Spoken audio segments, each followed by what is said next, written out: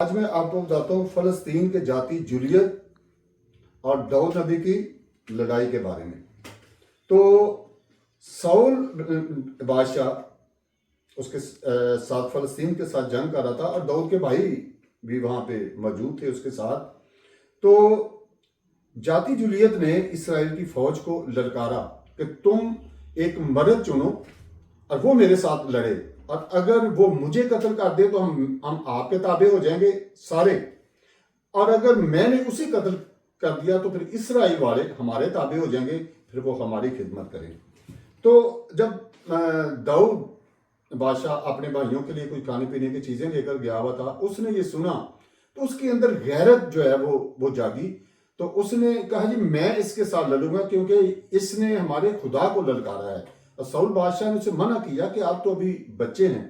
تو میں آپ کو بتاتا ہوں کہ جاتی جولیت کا قد جو ہے وہ 9 فٹ 9 انچ تھا، اور اس کے بالے کی لمبائی 12 سے 13 فٹ، اور جو نیزہ اس کے پاس تھا اس کا وزن جو ہے وہ 15 سے 16 پاؤنڈ تھا۔ اس کا صرف اگلا حصہ جو ہوتا ہے سرا، اور اس کا ٹوٹل وزن 37 پاؤنڈ تھا یہ، اور جنگی لباس وہ پہنے رکھتا تھا۔ اور داؤد کی عمر صرف 13 سے 17 سال کے درمیان تھی، اور داؤد کے پاس کیا تھا؟ صرف تھوڑے سے تھیلی میں پتھر، اور وہ ایک گھمانے والی تھی اس کے پاس، اس میں پتھر ڈال کے گھما کے اس طرح مارتا تھا۔ تو داؤد نے کہا جی ٹھیک ہے میں آپ کے ساتھ لڑوں گا، اور ساؤل بادشاہ نے کہا ٹھیک ہے جی۔ اور جیسے ہی داؤد نے پتھر نکالا تو جاتی جولیت نے کہا کہ کیا میں کتا ہوں جسے تو پتھر مارے گا؟